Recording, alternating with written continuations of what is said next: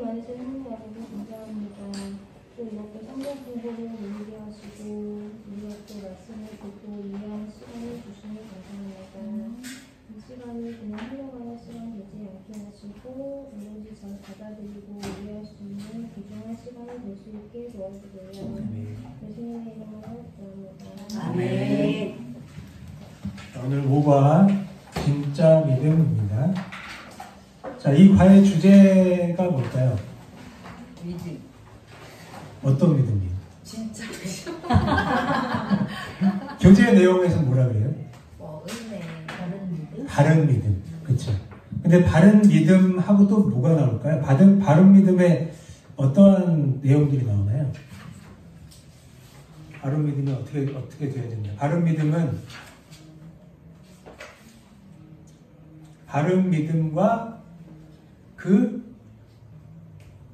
뭘까요?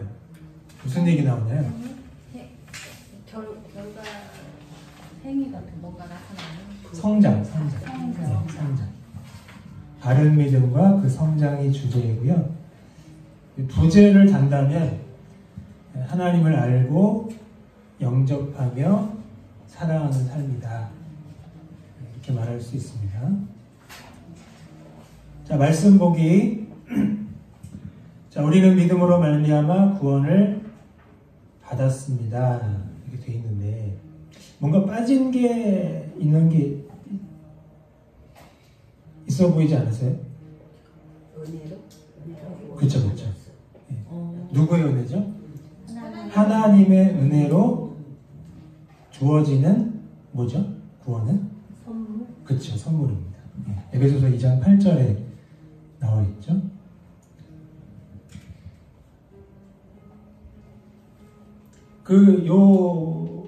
요 내용을 그러니까 구원론적인 관점에서는 뭐라고 할 수 있을까요? 구원의 서정이 있거든요. 회심, 중생, 칭의, 성화, 견인, 영화 이렇게 돼 있고 구원의 서정인데 구원의 서정에서 우리는 믿음으로 말미암아 구원을 받았습니다. 이게 뭘까요? 이걸 뭐라고 할까요? 구원을 받잖아요. 믿음으로 구원을 받잖아요. 그럼 뭐예요? 구원의 서정 중에? 칭의. 예, 칭의. 예, 의롭다 하심을 받는 것. 그걸 칭의라고 합니다. 그러니까 하나님의 은혜로 믿음으로 말미암아 구원을 선물로 받으면 하나님이 의롭다 하세요. 그게 칭의입니다. 근데 이 칭의를 다른 말로 하면 구원의 시작이에요. 구원의 시작.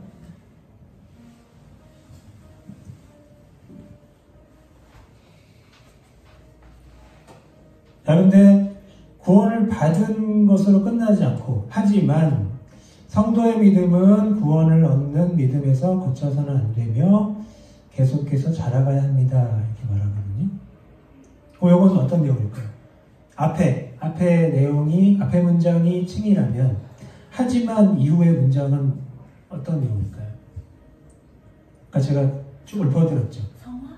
그렇죠. 성화. 예.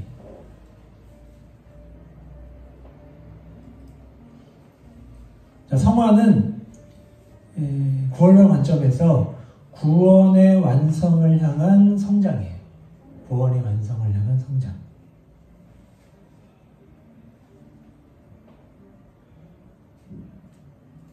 그게 성화입니다. 그러니까 칭의는 거룩하다 여김을 받는 거예요. 법정적으로 하나님이 선언하시는 거고, 성화는 실제로 이제 그 거룩해지고 변화되어지는, 성장하는 그런 과정을 의미합니다. 자, 그러면 여기서 칭의에서는 믿음이 어떤 역할을 하죠? 구원의 시작점이라고 말할 수 있겠고요. 그러면 이 성화 단계에서의 믿음은 어떤 역할을 할까요? 바르게 하는 거. 예수님을 닮아가는 거? 닮아가는 거. 그냥 이렇게 이해하시면 돼요. 성화의 여정에서도 여전히 중심이다, 중요하다. 이렇게만 알고 계시면 돼요. 구체적인 내용은 이제 이따가 볼 거고. 자, 그래서 그 두 번째 문장에서 우리가 첫 번째 문장과 두 번째 문장에서 알게 되는 것은 이 믿음이라는 것이 한 번의 고백으로 끝나는 것이 아니다. 그렇죠? 한 번의 고백으로 끝나는 것이 아니고 믿었으니 땡이 아니고 계속 성장해야 된다. 근데 계속해서 자라가야 한다고 말하죠? 근데 자라가지 않으면 어떻게 될까요? 성장하지 않으면 어떻게 될까요? 믿음이. 제자일까요? 뒤로 갈 거. 네, 퇴보합니다. 성장하지 않으면 퇴보합니다. 히브리서 10장 말씀 볼게요. 히브리서 10장.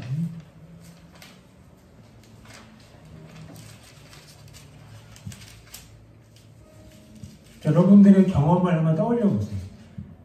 딱 자라가지 않으면, 성장하지 않으면 어떻게 되나? 그 자리에 있나요? 그렇지 않습니다. 안 좋아집니다. 나빠집니다. 10장 39절. 시작. 우리는 뒤로 물러가 멸망할 자가 아니고 오직 영혼을 구원함에 이르는 믿음을 가진 자니라. 멸망하는 건 아닌데 뒤로 물러가긴 합니다. 퇴보합니다. 그러니까 영혼의 구원함에 이르는 믿음이 계속 성장해야 되는데 성장하지 않으면 영혼의 구원함에 이르지 못하는 거죠.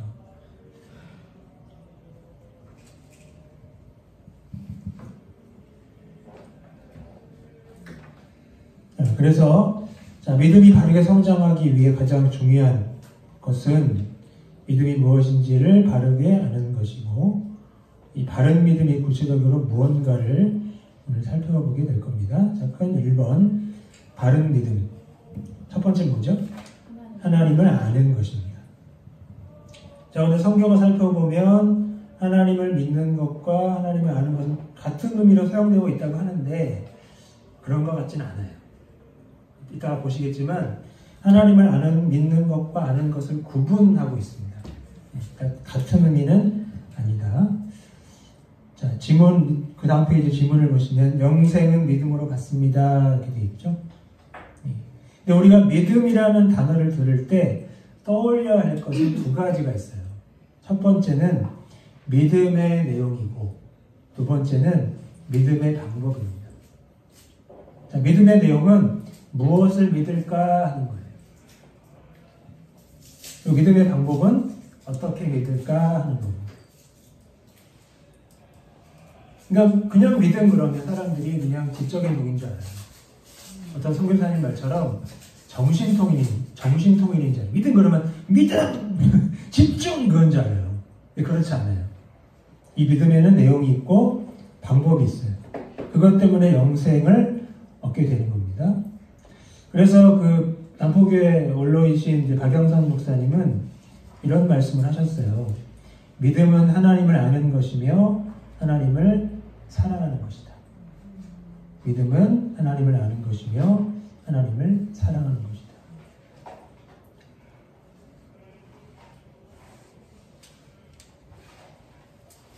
자, 그런데 예수님은 영생을 하나님과 예수님을 아는 것으로 표현하고 있다고 합니다.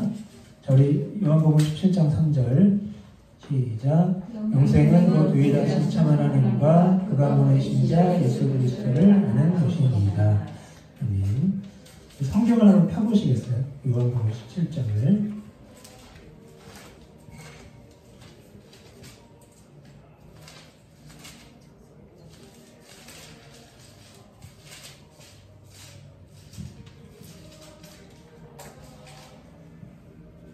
자, 이 영생이라는 그 단어의 뜻을 왜 주님 말씀하셨는지를 우리가 이 문맥의 흐름을 따라서 봐야 되는데, 2절에서 아버지께서 아들에게 주신 모든 사람에게 영생을 주시려고 만민을 다스리는 권세를 아들에게 주셨다라고 말씀하시면서 영생이 뭔지를 설명하시는 거예요.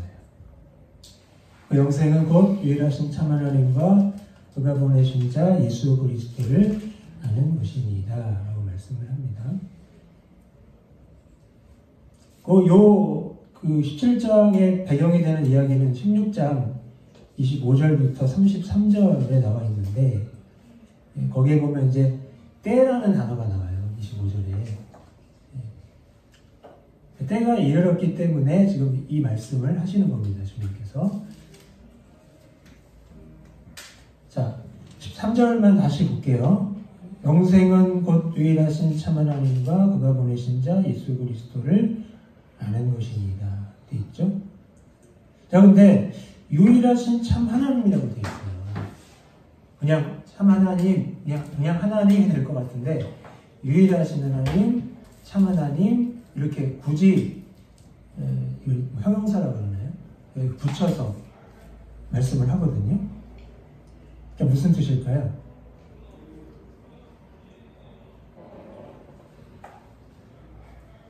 자, 유일하신 참 하나님이라는 말은 하나님만이 유일한 신이시고 참 신이시다 이런 뜻이에요. 그쵸? 아닌가요? 반응이 지금. 자, 그러면 하나님만이 유일한 신이고 참 신이라면 이 당시에 어땠다는 거예요? 여러 신이 있었던. 그렇죠. 여러 신이 있었습니다. 근데 그 여러 신이 진짜예요, 가짜예요? 참이 아니죠. 많은 거짓 신들이 있었습니다. 그들과 대조하기 위해서 의도적으로 말씀하신 거예요. 유일하신 참 하나님.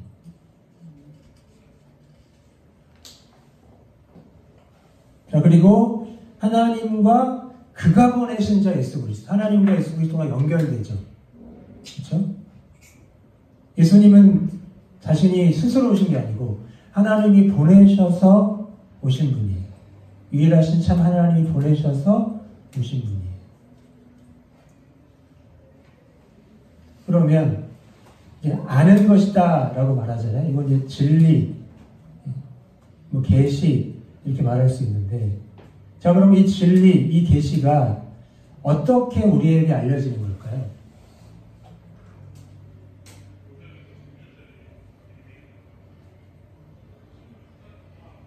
자, 이렇게 이해하셔야 됩니다.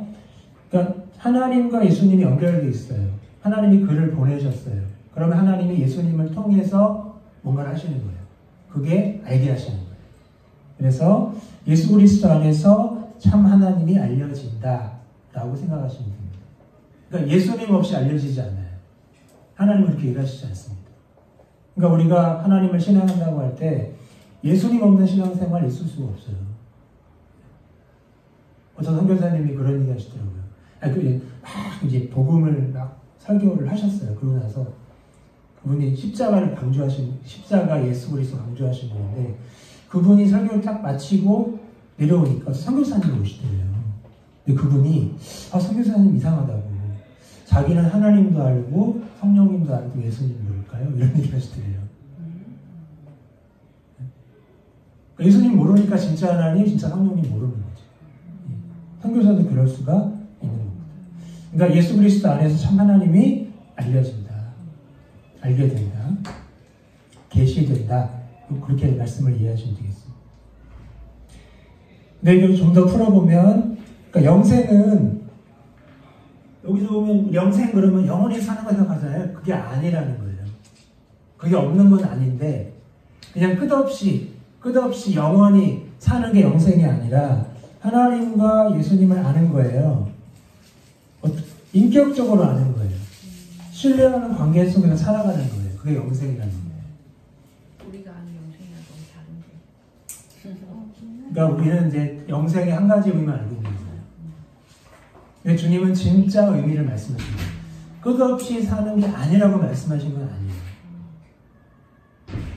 하지만 관계다. 삶이다. 자, 이런 얘기 들어보셨을 거예요. 삼위 하나님이 왜 이 세상과 인간을 창조하셨어요?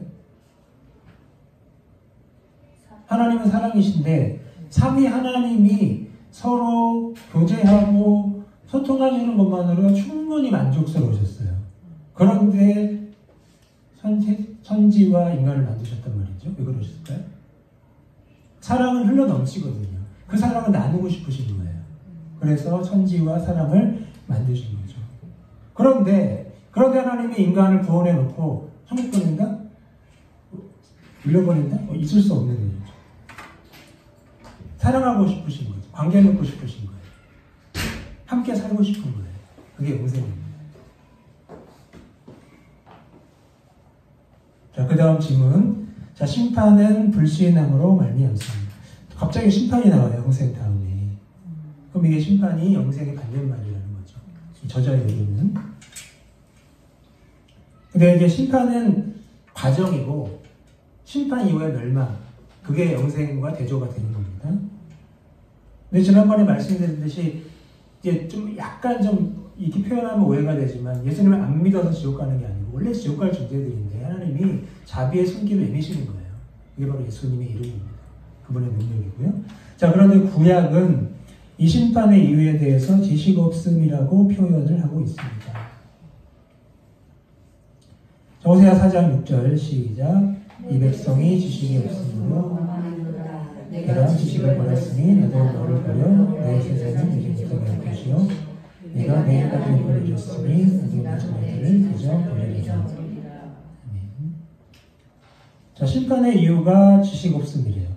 왜 지식이 없을까요? 이스라엘 백성 왜 없게 되었을까요? 이 구절만 보세요. 답이 충분히 나와 있습니다. 지식을 버렸어. 예, 버렸어요. 의도적인 겁니다. 또 잊었어요. 맞아요. 잊었어요. 버리고 잊었어요.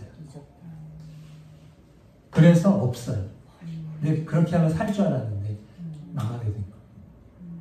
자, 지식을 버렸으면 어떻게 하신대요? 나도 너를 버려 제사장이 되지 못하게 할 것이요. 이게 이스라엘의 영광이고 직분이거든요. 제사장 나라가 되는 거. 그거 못하게 하겠다는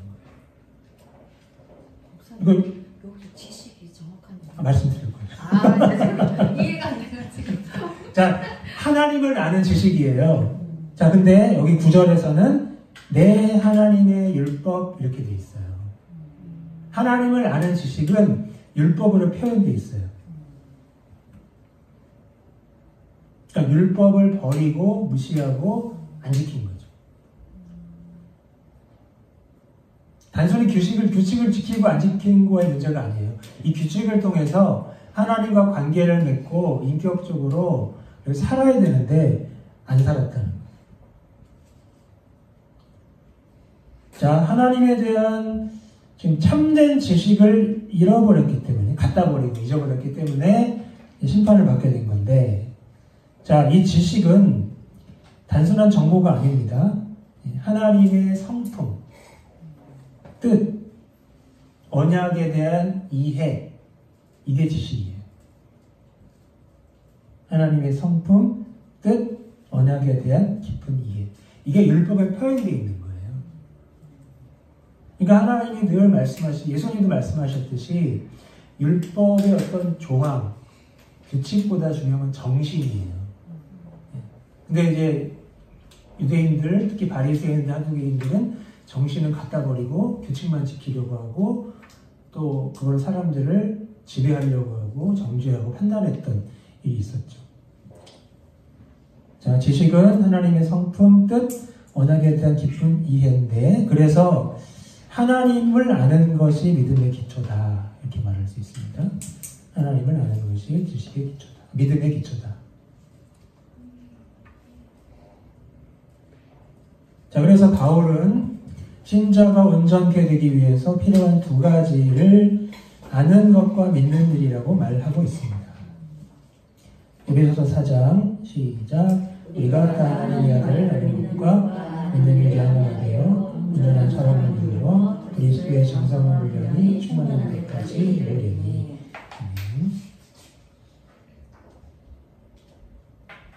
자, 우리가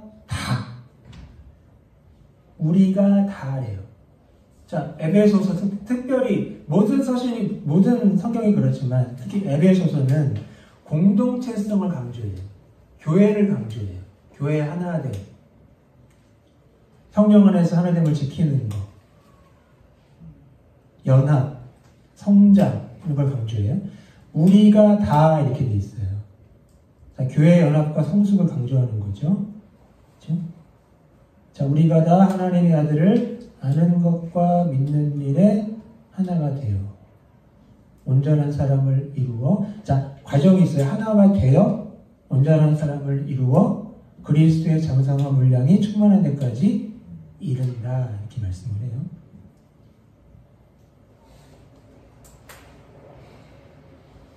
여기서 알게 되는 것은 믿음과 지식이 함께 성화의 과정에서 필수적이다. 믿음과 지식이 함께 성화의 과정에서 필수적이다. 자, 필수적이기 때문에 이 믿음과 지식을 성화의 과정에서 두 기둥이라고도 말할 수 있고요. 또 동반 성장해야 한다고도 말할 수 있습니다. 그러니까 믿음과 지식은 따로 노는 게 아니에요. 같이 가야 됩니다. 같이 필요하고 중요하고 함께 성장해야 됩니다. 자, 이상에서 자, 아는 것이 믿음의 동의어임을 알게 됩니다. 아니죠. 구분하고 있죠. 동의어는 아니에요. 관계가 있지만 저는 이렇게 생각하고 싶어요. 하나님의 아들을 알아서 그 아는 것을 기초로 믿는 일, 이렇게 이야기하고 싶습니다. 자, 하나님의 아들을 아는 것과 믿는 일이잖아요. 그렇죠? 그렇죠. 아는 것을 기초로 믿는 행위, 이 일에 하나가 되어야 된다. 자, 근데 안다는 말은 지식적인 알미 아니라 남편이 아내를 아는 것처럼 하나님을 인격적으로 아는 것을 의미합니다. 자, 인격적이라는 말이 되게 모호한데, 자, 부부 사이에서 인격적인 건 어떤 모습일까요? 존중, 그쵸. 또 어떤 게 있을까요? 인정하고, 또 뭐, 구체적으로, 뭐 대화도 많이 하고, 맛있는 것도 먹고, 좋은 거 보러 다니고, 그쵸, 함께 시간을 보내고, 그쵸. 이걸 통해서 뭐가 이루어져요? 더 친밀해지는 거죠. 그쵸? 그게 안다는 겁니다. 근데 이게 얼마나 큰 행복이에요. 축복이에요. 그래서 구원받은 신자는 하나님을 알아가는 일에 게으름을 피워서는 안 됩니다. 표현이 좀 그렇지만 성경에 나오는 말이에요. 게으름은 소매예요. 게으름. 자, 베드로후서 1장 5절 시작. 그러므로 너희가 더욱 힘써 너희 믿음의 덕을, 덕의 지식을, 지식의 절제를, 절제의 인내를, 인내의 경건을, 경건의 형제의 우애를, 형제의 우애에 사랑을 넣어라. 이런 것이 너희에게 있어 흡족한즉 너희로 우리 주 예수 그리스도를 알기에 게으르지 않고 열매 없는 자가 되지 않게 하려니와. 네. 자, 여기 지금 목록이 쭉 나오죠. 목록이 나오는데 그냥 목록이 아니에요. 믿음 위의 덕을, 덕의 지식이 더해지는 거죠. 그렇죠? 어떤 학자들은 이제 신자의 신앙 경로다. 신자의 신앙 경로다. 이렇게 어서 오세요. 신자의 신앙 경로를 설명하는 거다. 이렇게 얘기하고, 자, 믿음과 덕과 지식 그리고 다른 덕목들로 자라가야 한다라고 해서 이것을 성화의 여정이라고도 표현하기도 합니다. 신자의 신앙 경로이기도 하고 신자의 성화 여정이기도 합니다.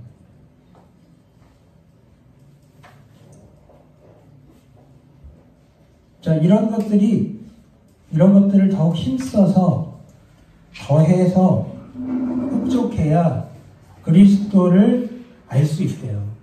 그리고 열매가 있게 된대요. 그러니까 게으를 수 없는 거죠. 자, 그러면 여기서 우리가 믿음을 뭐라고 말할 수 있을까요? 믿음은 단순히 구원의 시작점이 아니라 이 성화의 여정에서 점진적으로 성장하는 것이다. 그렇죠? 계속 더해지다 보니까. 성화의 여정에서 점진적으로 성장하는 것이 믿음이다. 이렇게 말할 수 있겠습니다.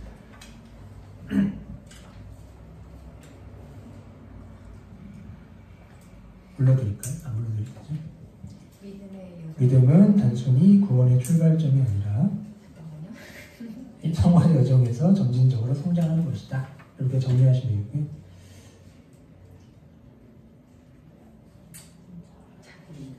다음 페이지에서 그러면 그 아까 하나님을 인격적으로 안다는 말이 하나님을 인격적으로 아는 거래요.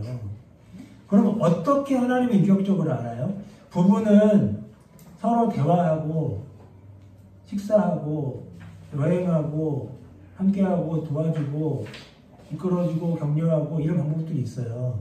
그럼 하나님과는 어떻게 해요? 하나님 눈에 안 보이니까. 성경을 읽고 네, 기도 맞습니다. 아주 쉬운 거예요. 말씀과 기도를 통해서 인격적인 관계를 맺는 거죠.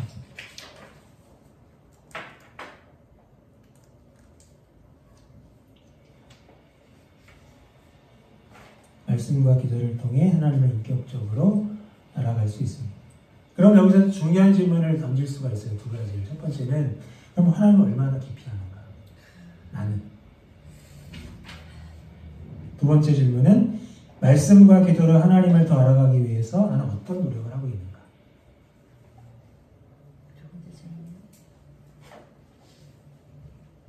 자, 이 하나님과의 이 관계의 깊이는 측정할 수 없지만 나는 대충 알아요. 그렇죠? 자, 1점에서 10점을 매긴다면 나는 몇 점, 10점은 아마 없을 거예요. 저도 10점은 못해요. 저는 한 6점 같아요. 저는. 5에서 6점 없어요. 목사님이 6점이면 우리는 2점에 2점 아니에요. 저는 껍데기만 보시면 안 돼요. 저 껍데기 보시면 안 돼요. 그러면 취소. 자, 일단 취소 안 되신 걸로 하고. 그러면 저를 7점으로 할게요. 제가. 그래도 저희는 5점이에요. 자, 그러면 점수는 매기지 말고 그러면 어떤 노력을 하고 계신가? 성역 공부 말고 여기 오시는 것도 대단한 거거든요. 사실은 참 귀한 거 감사해요. 저는. 근데 이거 외에 어떤 노력을 하고 계시는지 우리 사모님은 입에 빠짐없이 참여하시고 사모님 그 말씀이 되게 인상적이었어요. 내가 살기 위해서. 맞아요. 네. 저는 주의 말씀은 내 발의 등이요 내 길의 빛입니다. 이 말씀을 정말 제 삶으로 믿거든요. 그래서 저는 뭐 생명의 삶으로 하든지 아니면 그 다락방이라고 아주 조그만 책자 있어요. 한 5권이 많은데 그날 주신 말씀을 그냥 하나님이 나한테 주셨다 생각하고 그 말씀대로 되게 실천하려고 그러는데 너무 위로가 될 때가 많아요. 그래서 저는 기도는 좀 약한 거 같고 5분짜리라고 책자? 아니 책자예요. 책자. 기독서점에 가면 있나요? 아니요. 다락방? 그냥 기독교 문서에서 이렇게 한데 제가 사서 보는 거고 내가 이제 이렇게 젊은 자매들한테 아기 키우면서 시간이 없잖아요. 그러니까 그냥 화장실에 앉아서 봐도 된다. 그러면서 주고요. 그 다음에 저는 힘들면 박영선 목사님이라고 저를 처음 신앙생활 할 때 그때 굉장히 은혜를 주셨던 목사님이거든요. 그 유튜브에서 설교를 좀 많이 들어요. 남포교회 들어가십니다. 연세 좀 있으시고. 뭐 하여튼 뭐 유기성 목사님 하여튼 이렇게 목사님 유튜브를 많이 들어요. 그러면 그때마다 하나님께서 저에게 말씀해 주시니까 제 고단한 삶을 간증의 시간. 우리 여기 성장에 관심이 많은 함초희 집사님은 어때요? 없는 것 같아요. 그러면 이제 그런 부분에서 좀 뭐 도움받고 싶다 뭐 그런 생각은 이렇게 하고 있죠. 혹시 이제 이런 부분에서 멘토 같은 분이 있나요? 신앙적인 부분에서? 그러니까 생각 안 하는 거. 아 그래요? 왜 그래요? 그럼 엄마. 이미숙 원장님의 예. 멘토예요. 아, 그렇게. 그렇죠. 근데 이제 부모님, 내가 들은 얘기가 있는데, 부모님 앞에 되게 솔직한 것 같아요. 예. 지금도 그럴 것 같고. 그렇죠. 고민 있으면 얘기하고 그러죠. 그렇죠. 그렇구나. 또 혹시 나는 이런 거 괜찮다. 해보니까 좋더라. 이런 분 계시나요? 우리 저기 김경일 집사님은 부역장이신데. 저는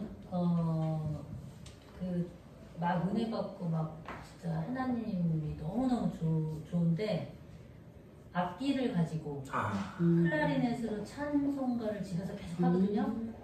그러면 잘 못해요. 못하는데 기뻐요. 뭐 가요를 하는 게 아니고 찬송가를 계속 연습하면서 하니까 맞아요. 은혜가 많이 돼요. 맞아요. 제가 점점 낮아지는 찬양을 되게 네. 좋아하시는군요. 네. 너무 좋아요. 또 소개하실 만한 분 있으시죠? 이정수 집사님은 없으세요? 바쁘시겠지만. 알겠습니다. 자, 그럼 넘어갈까요? 자, 바른 믿음 두 번째는 뭐죠? 영접하는 것입니다. 영접하는 것. 믿음의 또 다른 동의어는 영접하는 것이다. 요한복음 1장 12절 시작. 영접하는 자, 곧 그 이름을 믿는 자들에게 하나님의 자녀는 권세를 주셨으니. 자, 영접하는 자는 그 이름을 믿는 자들이에요. 그쵸? 동의어입니다. 영접하는 것은 그 이름을 믿는 거예요. 여기서 그럼 그 이름은 어떤 이름이에요? 이 이름의 가치, 내용, 그건 뭐예요? 제가 지난주에 한번 쭉 요한복음 1장 살펴봤죠? 거기서 우리가 알게 된 건 뭐예요? 그 이름은? 예수님 이럴 수 있지만 예수님은 어떤 분이에요? 우리가 알게 된 예수님, 성경이 말하는 예수님, 만물의 창조주, 온 땅의 참 주인, 이자 왕. 이 예수님이라는 것을 믿는 거예요. 그게 영접입니다. 그러니까 여기 이제 지문에 영접이란 예수님을 주인으로 모셔드리는 것을 말합니다 라고 되어 있는데, 좀 더 구체적으로 말하면 예수님을 구주와 믿음은 예수님을 구주와 주님으로 받아들이는 인격적인 신뢰다 이렇게 말할 수 있습니다. 믿음은 예수님을 구주와 주님으로 받아들이는 전인격적 신뢰다. 믿음은 예수님을 구주와 주님으로 받아들이는 전인격적 신뢰.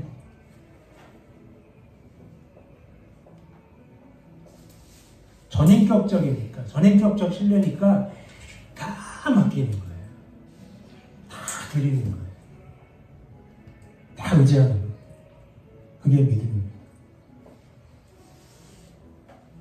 자, 그것은 예수님을 평생 사랑하고 순종할 나의 주인으로 모시겠다는 인생 최고의 의지적인 결단이 맞는데, 이 표현이 약간 오해가 있을 수 있어요. 그러니까 우리 인간의 자유의지가 있잖아요. 이게 이제 구원의 주도적인 역할을 할 수도 있다라는 그런 오해를 줄 수도 있습니다. 이거는 여기 이제 성령의 역할과 은혜가 강조되어 있지 않기 때문에. 그래서 우리 장로교에서는 개혁주의 신학을 우리가 가르치는데, 거기서는 이렇게 얘기합니다. 회개와 믿음이 성령의 은혜로 가능해진다. 이렇게 가르칩니다. 회개와 믿음이 성령의 은혜로 가능해진다.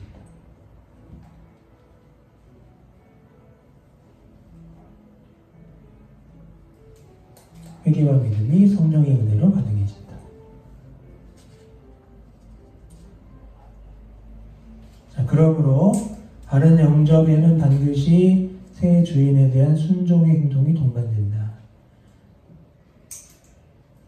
다른 말로 하면 진정한 영접은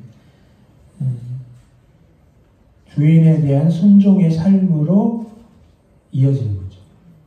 진정한 영접은 주인에 대한 순종의 삶으로 이어진다. 그러니까 순종은 믿음의 결과라고 말할 수가 있습니다. 자, 그 내용이 골로새서 2장에 나와 있죠. 자, 시작. 그러므로 너희가 그리스도 예수를 주로 받았으니 그 안에서 행하되. 자, 우리 골로새서 2장 6절을 볼게요.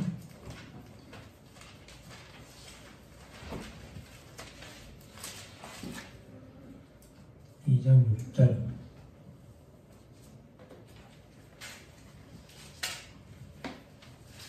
자, 여기 찾으셨죠? 원래 7절과 같이 보셔야 돼요. 일단 나중에 보고. 자, 주로 받았으니 라는 이 표현을 이제 앞에 내용을 통해서 어떻게 알 수 있는가 하면 15절부터 20절. 자, 이 14절에 그 아들 이렇게 돼 있죠? 하면서 그 나와요. 그러니까 예수님을 가리키는 거예요. 자, 그는 보이지 아니하는 하나님의 형상이시고 모든 피조물보다 먼저 나셨고 만물이 그에게서 창조됐고 하늘과 땅에서 보이는 것들과 보이지 않는 것들과 혹은 왕권들이나 주권들이나 다 통치자들이나 권세들이나 만물이 다 그로 말미암고 그를 위해서 창조됐고 17절에 그가 만물보다 먼저 계시고 만물이 그 안에 함께 섰다. 그는 몸인 그의 머리시다. 아버지께서 모든 충만으로 예수 안에 거하게 하셨다. 그의 십자가의 피로 화평을 이루셨다. 이게 이제 주에 대한 내용이에요. 이런 분이에요. 예수님이 주님 되신 건 이런 것들 때문이에요. 이런 내용 때문이에요. 그리고 27절에 하나님이 그들로 하여금 이 비밀의 영광이 이방인 가운데 얼마나 풍성한지를 알게 하려 하시니라. 이 비밀은 너희 안에 계신 그리스도시니 영광의 소망이니라. 영광의 소망으로 예수님을 받게 되는 거죠. 자, 주를 받았으니까 그 안에서 행하래요. 여기서 행한다는 건 살아가는 거죠. 그렇죠? 그런데 여기 이제 6절에서 주로 받았다라는 표현이 나오고 그 안에서 행하라 라는 표현이 나옵니다. 자, 받았다는 과거, 현재, 미래에서 시제가 어떻게 되죠? 과거형이죠.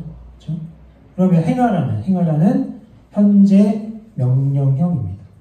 그러니까 받았으니 행하라는 거예요. 받았으니 행하라. 그러니까 한 번의 영접이 지속적인 순종의 삶으로 나타나야 된다. 이런 뜻입니다.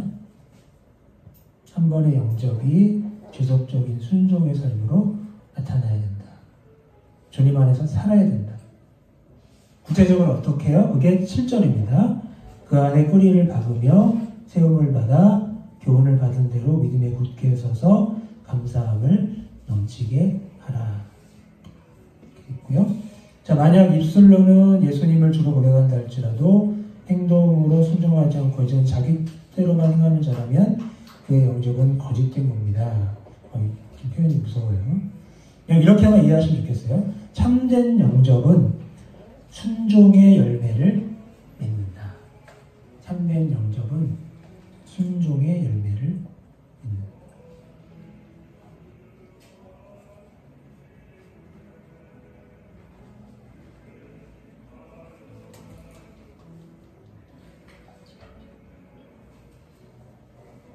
근데 보면 이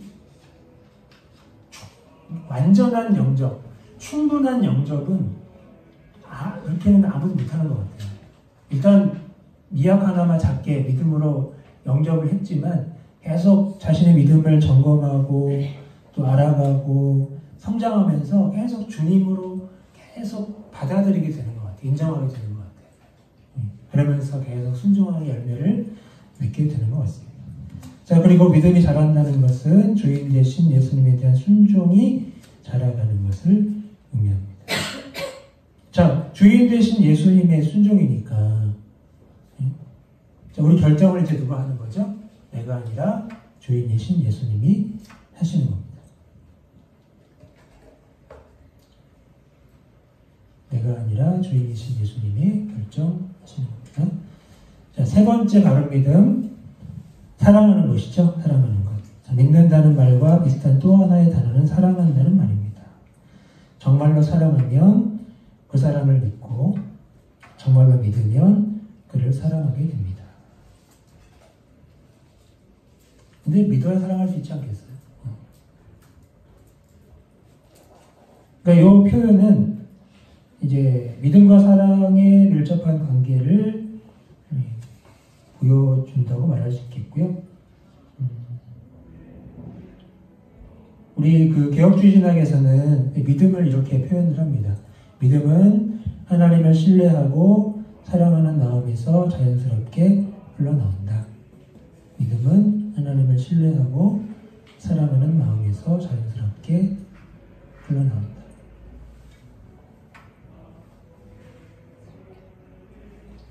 믿음은 하나님을 신뢰하고 사랑하는 마음에서 자연스럽게 흘러나온다. 짧게 표현하면 믿으면 사랑하고 사랑하면 믿는다. 이렇게도 말할 수 있을 것 같아요. 그러니까 믿어야 사랑할 수 있어요. 내가 사랑에 믿을 수 있다고 생각을 하는데 믿어야 사랑할 수 있어요. 박영선 목사님이 늘 강조한 것처럼 믿어야 뭔가 알게 돼요. 열려요. 보여집니다.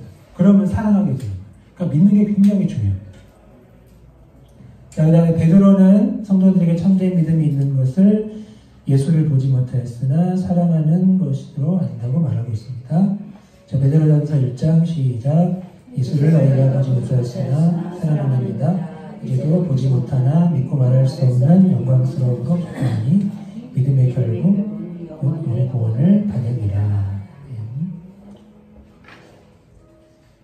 자, 여기서 우리가 참된 믿음에 대한 내용을 뭐라고 말할 수 있을까요?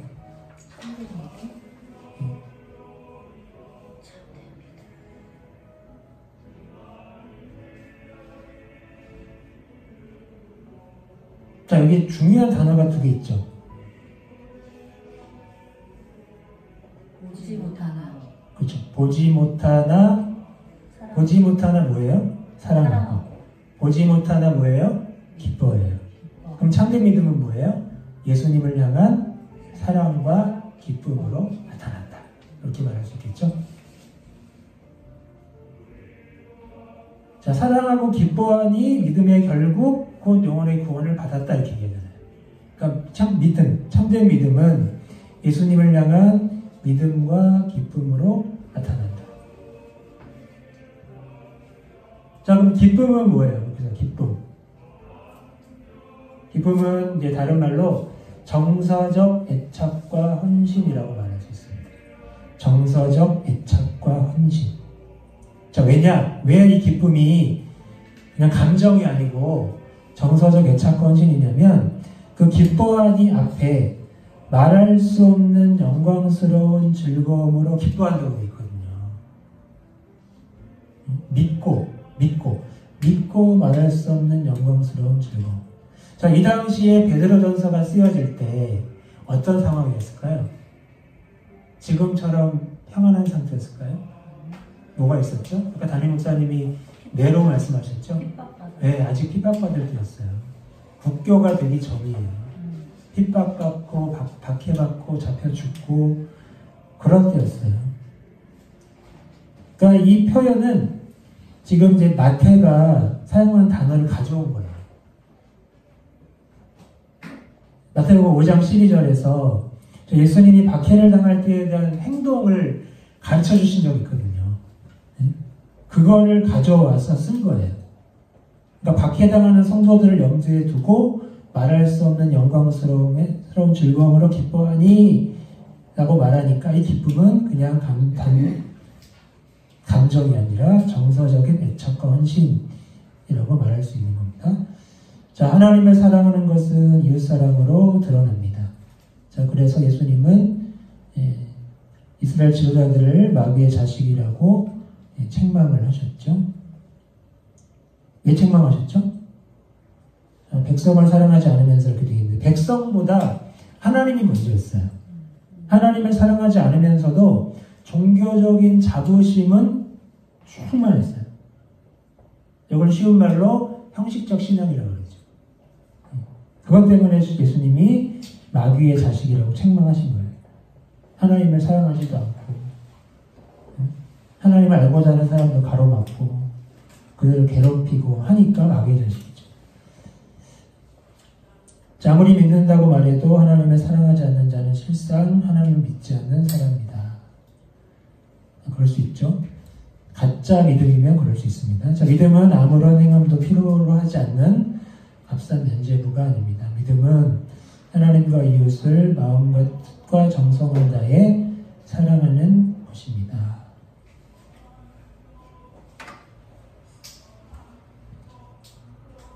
자, 믿음은 하나님을 사랑하는 거예요. 근데 하나님을 사랑하는 그 사랑이 흘러가게 됩니다. 그래서 이웃을 사랑하게 되는 게 자연스럽죠. 근데 마음과 뜻과 정성을 다해 사랑한대요. 이게 무슨 뜻이냐면 자신의 존재와 자신이 가진 모든 것을 다한다는 뜻입니다. 마음과 뜻과 정성을 다한다는 건 자신의 존재와 자신이 가진 모든 것을 다한다는 뜻입니다. 그러니까 아낌없이 준다는 거죠. 아낌없이 사랑하면. 근데 주님이 이웃사랑에 대해서 말씀하실 때 거기다가 어떤 조건을 넣으셨어요? 내 몸과 같이. 그렇죠. 내 이웃을 내 몸과 같이 자기 자신과 같이 사랑하라고 말씀하셨습니다. 나에게 하는 것처럼 이웃에게 해라 고 말씀을 하셨죠. 자, 중요한 질문, 하나님을 향한 나의 사랑은 계속해서 성장하고 있습니까? 하나님을 향한 사랑이 이웃사랑으로 나타나고 있는가 하는 질문입니다. 자, 큰 2번, 은혜로 받은 구원에 합당한 삶. 구원은 당신의 행위가 아니라 하나님의 은혜로 말미암는 것입니다. 자, 우리 개혁주의 신학의 핵심 교리인 오직 은혜를 정확히 표현을 한 거죠. 자, 디모데후서 1장 9절 시작. 하나님 우리를 구원하사 거룩하신 성령으로 부르심은 우리에게 되게 하심이 아니요 우리에게 주신 은혜대로 하심이라. 자, 하나님이 우리를 구원하신 것은 구원하셔서 거룩한 소명으로 부르신 것은 자, 구원과 소명이 연결되어 있어요. 하나님이 구원하신 목적은 소명 주시려고 구원하신 겁니다. 근데 이 부르심은 이 구원에 대한 부르심은 우리의 행위대로가 아니래요.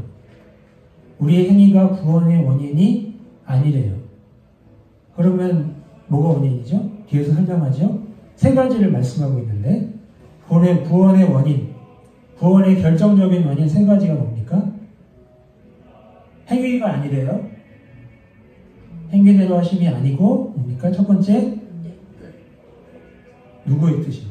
하나님의 자기의 뜻, 그렇죠? 하나님의 뜻이죠. 이 자기라고 되어 있지만 앞에 하나님이 있으니까 하나님의 뜻 첫 번째 하나님의 뜻입니다.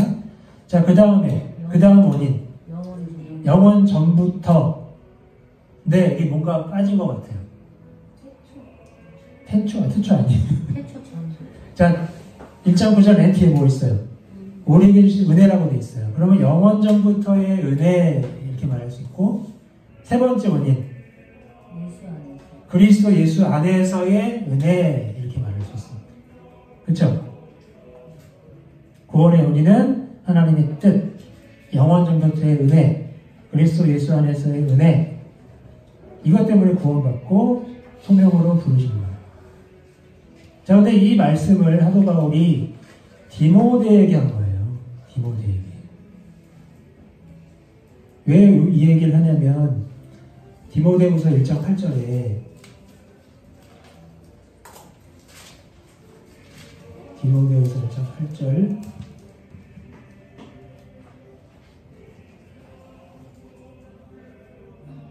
자, 자신은 감옥에 갇혀있지만 디모데한테는 자신을 부끄러워하지 말고 하나님의 능력을 따라 복음과 함께 고난을 받으라 라고 말하면서 9절이 나오는 거예요. 지금 복음을 전하면 고난 받게 된다. 나처럼 감옥에 갇힐 수도 있다. 하지만 하나님의 능력을 따라 고난받으라 그랬거든요. 그러니까 고난이 예상된다. 그리고 이 고난 또한 하나님의 능력에 달려있는 것이다. 두려워하지 말아라 라고 말씀을 하는 겁니다. 자, 밑에 질문. 은혜란 받을 자격이 없는 자에게 아무 조건 없이 거저주신 하나님의 선물입니다. 라고 되어 있지만 아무 조건 없다고 말할 수 있지만 거저주신다고 말할 수 있지만 목적이 없는 건 아니에요. 아까 디모데후서 1장 9절에서 거룩한 소명으로 부르셨다라고 되어 있죠. 그냥 구원하신 게 아니에요. 소명으로 부르시기 위해서 구원하신 거예요. 소명은 거룩한 거예요. 그래서 아무나에게 맡길 수 없어요. 그래서 구원해서 거룩하게 하게 하신 후 부르시는 겁니다. 목적을 위해 주시는 거죠. 자, 합당한 첫 번째 구원 은혜로 주시는 이유. 첫 번째는 행위로는 구원받을 자가 아무도 없기 때문입니다. 자, 갈라디아서 2장 16절 보시면 율법의 행위로 말미암아 다 행위 들어가죠. 없느니라 라고 되어 있는데, 자, 그냥 행위 보시면 안 되고요. 율법의 행위를 보셔야 돼요. 자, 16절을 보시면 다 율법의 행위 이렇게 되어 있어요. 자, 유대인의 구별된 정체성을 표현하는 관행 3가지 있습니다. 할례와 안식일 준수와 음식법. 이것으로 이렇게 되지 않는다. 오직 그리스도를 믿음으로써 의롭다함을 얻는다. 행위로서는 의롭다는 말을 육체가 없다. 그러니까 어떤 기준으로도 하나님 앞에 스스로 설 수 없고 오직 그리스도의 은혜에 의존해야 된다 이런 말씀이시고요. 두 번째 이유는 구원은 인간이 지불할 수 있는 어떤 대가로도 결코 살 수 없는 보배로운 것이기 때문입니다. 자, 베드로전서 1장 대속함을 받은 것은 이 표현이 있죠. 어디서 대속함 받은 거예요? 조상이 물려준 헛된 홍실에서 대속함 받은 거예요. 이게 죄의 삶이에요. 죄의 삶이에요.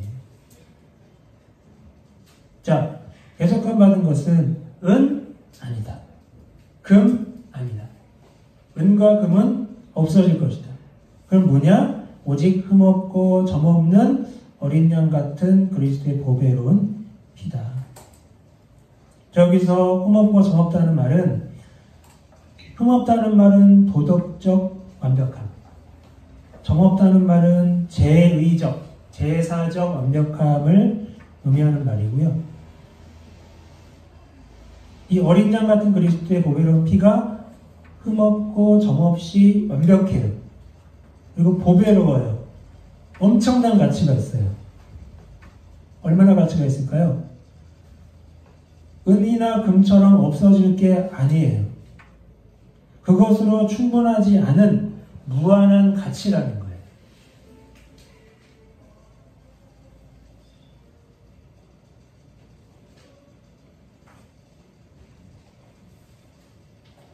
그래서 하나님이 우리를 은혜로 구원하실 때 예수 그리스도의 피를 의지하라고 말씀하시는 것은 하나님의 사랑과 자비의 표현이죠.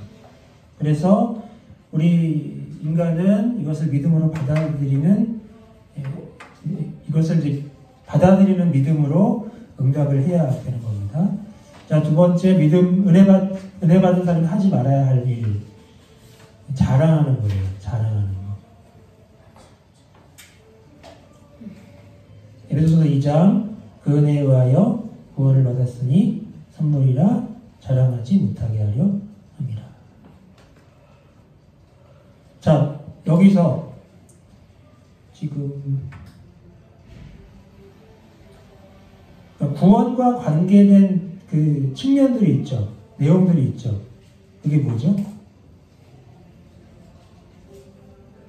자, 구원을 받는 것과 관계된 어떤 내용들 3가지를 말한다면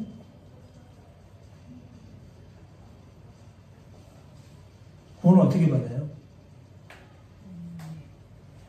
그냥 받습니까? 그렇죠. 믿음으로 말미암아 받죠.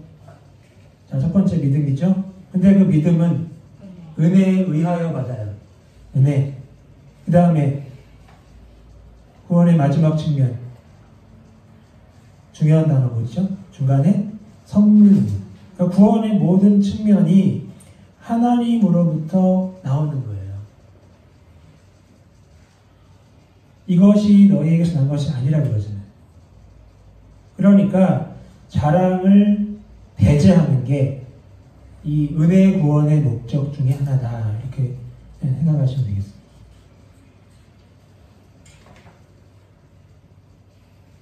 우리가 한 건, 우리에게서 난 건 아무것도 없어요. 우리가 한 것도 아무것도 없어요. 다 하나님으로부터 나온 거예요. 그래서 자랑해서는 안 되고, 우리의 구원에는 그것을 받을 만한 자신의 어떠한 공로도 개입되어 있지 않기 때문입니다. 무슨 공로가 있는 것처럼 자랑하는 것은 하나님의 영광을 침해하는 것입니다. 그래서 자랑하지 말고 간증이라. 결론이고요. 에베소서 2장 7절 이는 그리스도 예수 안에서 우리에게 자비하심으로써 그 은혜의 지극히 풍성함을 오는 여러 세대에 나타내려 하심이라. 자, 하나님이 구원을 통해서 자신의 은혜를 드러내시죠. 우리가 할 일이 이 은혜를 드러내는 거예요. 자, 3번 은혜 받은 사람이 해야 할 일. 이어진 에베소서 2장 10절에서는 구원받은 성도들이 반드시 해야 할 일을 말하고 있는데 그것이 바로 선한 일 이루는 겁니다.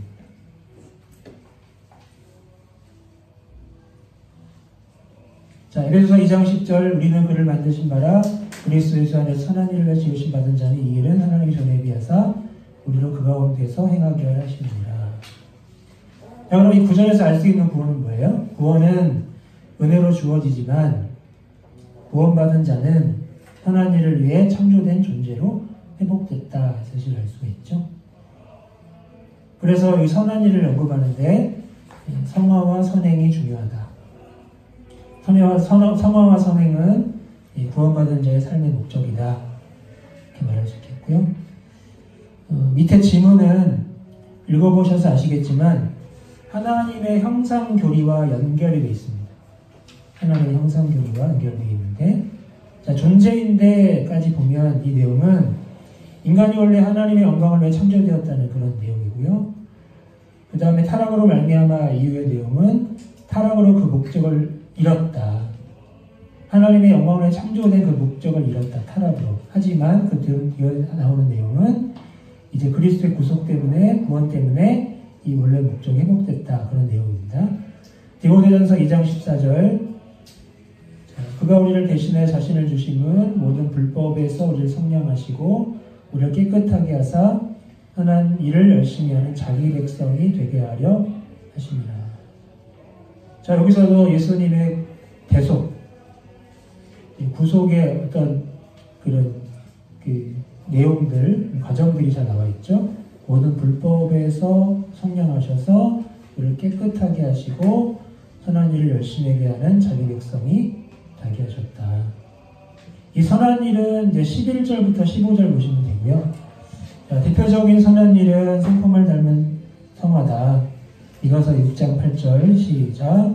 사랑과 주께서 선한 것이 무엇임을 내게 보이셨나니 여호와께서 내게 구하시는 것은 오직 공의를 행하며 인자를 사랑하며 겸손하게 하나님과 함께 행하는 것이 아니냐.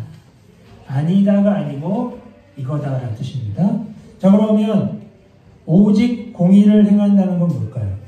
이거는 하나님의 기준대로 옳게 사는 겁니다. 하나님의 기준대로. 일단 그 전에 내게 구하시는 것을 하면서 세 가지가 나오죠. 하나님이 왜 구하세요? 안 하면 안 돼가 아니라 나와 맺은 언약대로 살아라. 언약에 대한 신실함을 지켜라. 그게 이 세 가지다. 첫째, 오직 공의를 행하는 건 하나님의 기준대로 옳게 사는 거예요. 그게 약자를 돕고 불의에 맞서는 거예요. 하나님의 기준대로 옳게 산다는 건 약자를 돕고 불의에 맞서는 거고요. 두 번째, 인자를 사랑한다는 것은 사람에게 신실한 자비와 사랑을 베푸는 거예요. 이게 이제 뭐 용서, 친절 이런 게 있겠죠. 겸손하게 행한다는 건 자기를 낮추고 하나님 뜻대로 사는 겁니다. 자기를 낮추고 하나님의 뜻대로 사는 것. 이 세 가지가 하나님이 요구하시는 언약에 대한 신실함이에요. 이게 선한 것이에요. 선한 것이다. 그러니까 성품을 담는다는 건 그냥 우리가 고상하게 그냥 지내는 게 아니에요. 실제 행하는 거고 살아가는 겁니다. 자, 성경에서 말하는 또 다른 선한 일은 구원사에게 동참하는 일이다. 디모데후서 4장 1절 말씀을 전파하라 힘쓰라. 자, 여기서 좀 하나님 앞 이렇게 돼 있고 살아있는 자와 죽은 자를 심판하실 그리스도 예수 앞에서 그가 나타나실 것과 그의 나라를 두고 엄히 명하노니 이렇게 돼 있어요. 좀 두고라 그랬어요. 앞에서 두고 이렇게 돼 있어요. 이거는 하나님과 예수 그리스도와 예수 그리스도의 재림과 그의 나라 이 모든 것들을 앞에서 자기가 증인으로 세우고 말하는 거예요. 굉장히 엄중하게 말하는 겁니다. 그 명령이 말씀을 전파하라는 거예요. 근데 때를 얻든지 못 얻든지 이거는 늘 준비되어 있어야 된다. 근데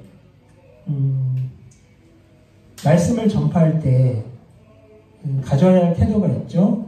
범사에 오래 참음, 가르침으로 경책, 이거는 꾸짖는다는 뜻이고요. 경계, 이거는 타이른다는 뜻입니다. 어르고 달래고 이런 과정을 통해서 계속 말씀을 가르쳐야 된다는 거예요. 그러니까 듣기에 좋은 말만 하는 것은 말씀 전파가 아닐 수 있다. 자, 마지막 질문. 요거 길지만 제가 세 가지 전에 정리해 드릴게요. 기독교의 선행은 세 가지입니다.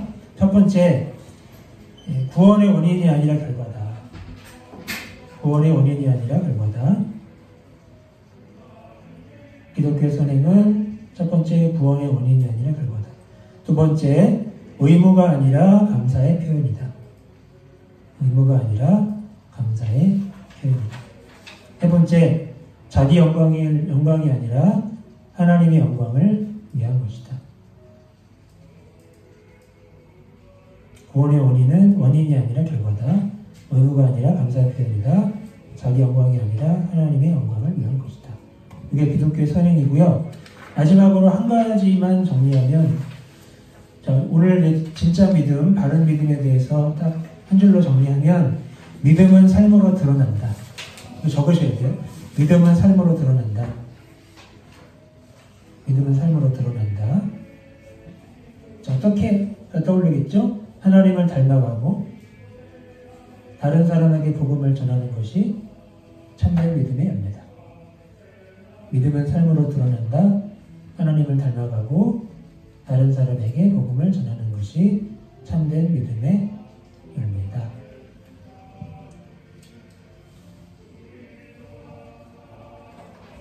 네, 여기까지. 고생하셨습니다. 자, 주기도문을 마치겠습니다. 하늘에 계신 우리 아버지여, 이렇게 여기 받으시오며 나를 마옵시며 뜻이 하늘에 되는 것 같이 땅에서도 이루어지이다. 오늘날 우리 기능할 양식을 주옵시고 우리가 우리에게 준 죄를 사하여 준 것 같이 우리 죄를 사하여 주옵시고 우리를 시험에 들게 하지 마옵시고 다만 하게서 구하옵소서. 대개 나라와 권세와 영광이 아버지께 영원히 있사옵나이다. 아멘. 수고하셨습니다. 광고 있습니다. 이번 주 돌아오는 토요일날 오전 10시에 배단위실에서 치유수양회 있고요. 그때 준비하실 것이 이 치유수양회 책 맨 뒤에 요거 경고환진 점검표 체크하셔서 오시는 거고요. 그 다음에 그 다음날 주일날도 수업이 있습니다. 원래 안 하려고 했는데 이게 빠지시는 분들 때문에 그 다음 주에 수업을 해야 돼서 그냥 수업을 하겠습니다. 그래서 제6과 불병거 바퀴와 같은 삶을 예습해 오시면 되겠습니다. 이상입니다.